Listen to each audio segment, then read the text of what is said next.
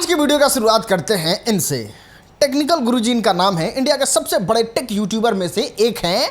इनके पास इतना पैसा है कि ये अपने पैसा की वजह से ही इंटरनेट पे ट्रोल होते रहते हैं कि भाई इनके पास कितना पैसा है। और आप इस बात से अंदाजा लगा सकते हैं कि मेलोडी नाम का चॉकलेट जो है वो इंडिया में बहुत ट्रेंड करने लगा जब से मोदी जी ने मेलोनी को मेलोडी दिया है, तो सब लोग खा आ रहे थे। तो टेक्निकल गुरुजी क्या करते हैं, दुबई से बिजनेस क्लास फ्लाइट लेके और वो आते हैं इंडिया, 7 स्टार होटल बुक करते हैं और वो मेलोडी चॉकलेट खाते हैं।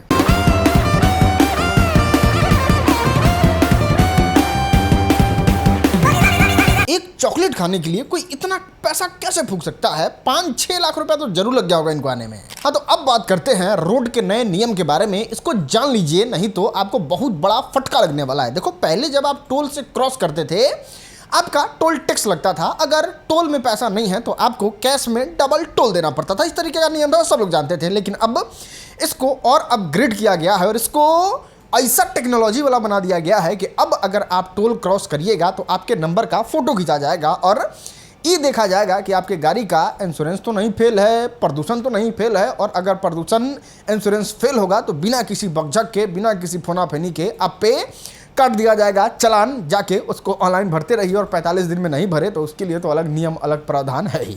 वाहन को लेकर जाने के बाद जैसे ही वहाँ टोल कटाएंगे, टोल कटाने के बाद जब आपका वाहन निकलेगा तो वहाँ लगे हुए कैमरे स्वतः ही आपकी गाड़ी का नंबर देखकर और उसमें यदि आपका इंश्योरेंस टूटा है, यदि आपका प्रदूषण नहीं है, यदि आपका फिटनेस नहीं है, तो उसके अनुसार चालान कर देगा और वह आपके मोबाइल में भी पहुंच जाएगा। खाली और सुनने वाला जितना नियम लाना है उतना नियम लाइए ना। ये कोई टेक्नोलॉजी नहीं ला पा रहे हैं जिससे नीट का पेपर लीक ना हो ना। इनसे वो टेक्नोलॉजी कैमरा आइए नहीं रहा है जिससे शंभू गर्ल हॉस्टल का जो कांड करने वाला था वो पकड़ा जाए। वो पकड़ा था, उसका भी बेल हो गया। लेकिन ना, पैसा पहले तुम लोग दो, बाद में जो होगा सो होगा।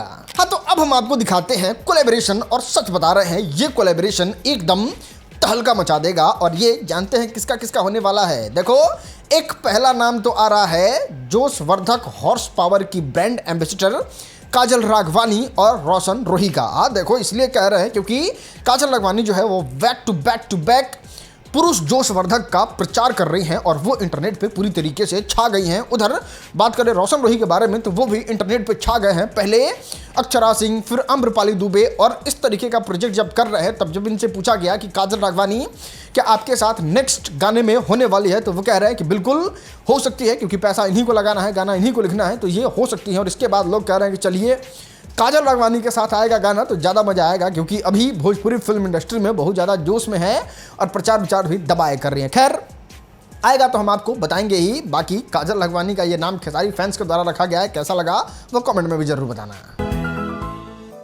हॉर्स फायर टैबलेट, पुरुष ऊर्जा और स्टेमिना का नेचुरल सपोर्ट। खैर, जोश के बारे में बात कर ही रहे हैं तो बाप रे बाप, मोतिहारी के लोगों ने जो जोश दिखाया है वो पूरे बिहार में, इनफैक्ट पूरे भारत में ट्रेंड कर रहे हैं। सबसे पहले ये वीडियो देखो, फिर पूरा मैटर समझाते हैं।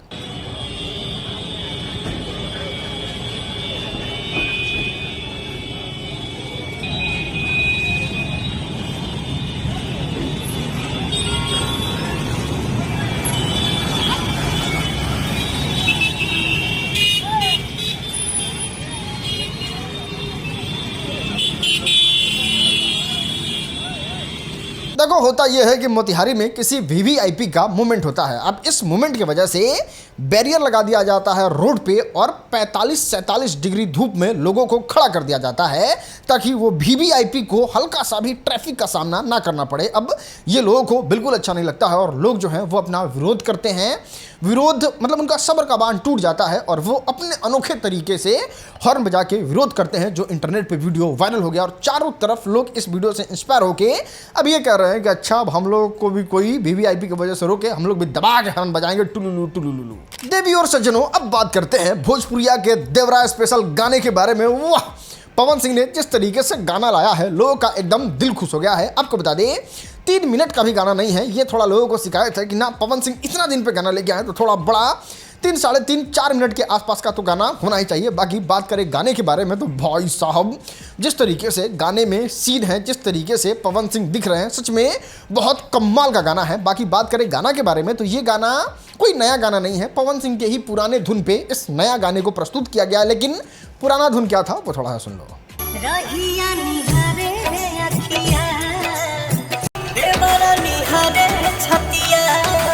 खेसारी लाल यादव को पवन सिंह कह रहे थे कि हाँ उनका गाना अंतरिक्ष में बाजी, लेकिन पवन सिंह कहे कि अच्छा खेसारी का क्या अंतरिक्ष में बजेगा, हम अपने अंतरिक्ष में बजा लेते हैं। ये गाना जो है उसको पूरा अंतरिक्ष जैसा सेट रेडी किया गया है और उसमें ही पवन सिंह का गाना शूट हुआ है। बाकी गाना जो है वो इतना प्यारा, इतना अच्छा लग रहा है कि लोग जानना चाह रहे हैं कि आखिर इस गाने में पवन सिंह का जो आउटफिट दिख रहा है उस पर कितना पैसा खर्चा किया गया है। तो आपको बता दें, चश्मा जो पहने हैं वो 15-16 हज़ार के आसपास का है, नॉर्मल चश्मा ही है।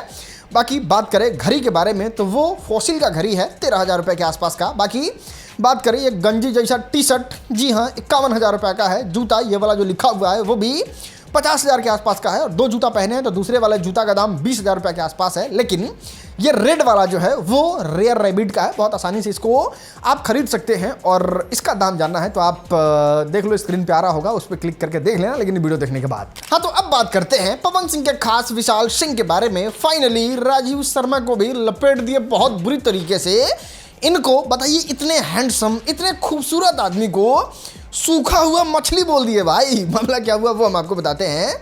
अभी थोड़ा सा इंटरनेट पे कंट्रोवर्सी चल रहा है। अभी शायद से राजीव शर्मा जो है वो खेसारी लाल यादव के साथ है, उनका डीपी में भी दिख रहा है और विशाल सिंह जो है वो back to back Khesari Lal Yadav को रोस्ट कर रहे होते हैं और इंटरनल कुछ हुआ होगा जिसको लेके ये आया है स्टेटमेंट।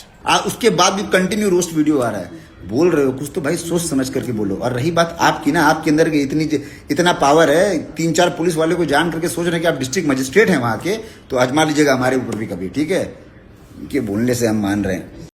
मत कीजिए कालू जी, आप हमारा नाम खराब करेंगे तो हमारे पास तो 1000 नाम है खराब करने के लिए। तो दोबारा बोलने से पहले, मुंह खोलने से पहले सोच समझ के बोलिएगा, क्योंकि आप एक लाइन बोलेंगे हमारे पास 10 लाइन रहता है। तो एकदम चुप मार के बैठिए, स्वस्थ रहिए, व्यस्त रहिए, मस्त रहिए। सूखा हुआ मछली की तरह इंसान। बताइए तो पहले, इतना हैंडसम, इतना खूबसूरत, बताइए कितना प्यारा स्माइल है, ऐसे आदमी को आप सूखा हुआ मछली कह रहे हैं। खैर आपको बता दें, ये वही राजीव शर्मा जी हैं जो भोजपुरी फिल्म इंडस्ट्री में अपना खौफ कायम कर दिए थे।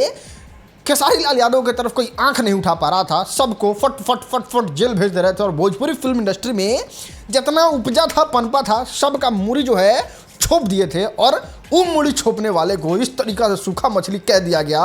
देखते हैं अब ये क्या प्रतिक्रिया देते हैं, क्या करते हैं, या फिर ये गाली कमजोरे के धरते हैं, पता चलेगा, इसी में पता चलेगा। हाँ तो अब बात करते हैं पुनीत सुपरस्टार के बारे में। भाई आपको बता दें, अक्षरा सिंह के सपोर्ट में आ गए हैं, एकदम खुल के सपोर्ट में आ गए हैं। देख लो वीडियो, आपको खुद समझ में आ जाएगा। पब्लिकली जाऊं स्टेज पे, मेरा पैर छूना है। पवन सिंह ने आपसे कहा कि पैर जी मेरा पैर छूना है क्योंकि मुझे पसंद है। मैं पब्लिकली अक्षरा सिंह तू टेंशन मत ले, जब तक तेरे पीछे पुनीत सुपरस्टार खड़ा है ना, तुझे कोई टच भी नहीं कर सकता। अब तुझे किसी से डरने की जरूरत नहीं। एक बार मुझे अपनी लोकेशन भेज दे, तेरे पास आके सारे फड्डों से तुझे बाहर कर दूंगा। भोजपुरी सुपरस्टार खेसारी के बारे में बात करते हैं। एयरपोर्ट पे बात के दौरान मोदी जी को ही नसीहत दे दी है भाई। अभी आपने देखा होगा किस तरीके से रिस्ट्रिक्शन लगाया गया है अपील करके कि देखिए आप लोग तेल का इस्तेमाल कम करिए, बाहर उधर कम जाइए, बिजली ईंधन का बचत करिए। तो इस पर खेसारी लाल यादव देश के प्रधानमंत्री को ही नसीहत देते हैं कि देखिए गरीब लोग, छोटा छोटा तबका का लोग को बंद करने से क्या फ़ायदा। अगर देश वित्तीय संकट में है, देश को प्रॉब्लम है, तो आप बड़े बड़े लोगों से पैसे ले लीजिए। मतलब कहने का मतलब आप समझिए, इनका कहना है कि बॉलीवुड के, साउथ के, भोजपुरी के जितने सुपरस्टार हैं उनको कहिए पैसा देने के लिए, उनसे मदद मांगिए, उनसे बहुत सारा पैसा आ जाएगा। क्योंकि ये जितना भी कमाया हुआ है वो हम लोग इस मिट्टी से ही कमाए हैं और आज जब देश संकट में है तो हम लोगों को देने में कोई दिक्कत नहीं है।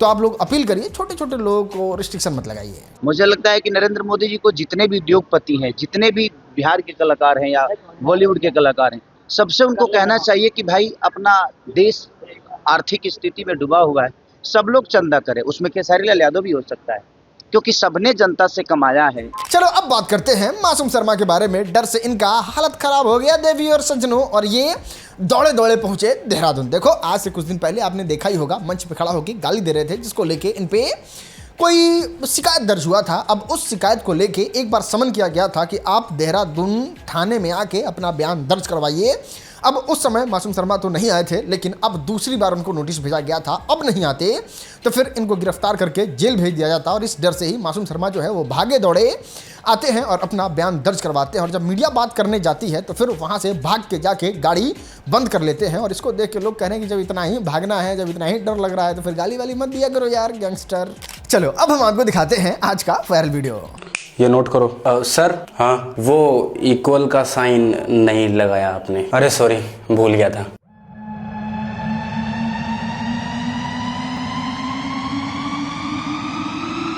खाना खाना तो नहीं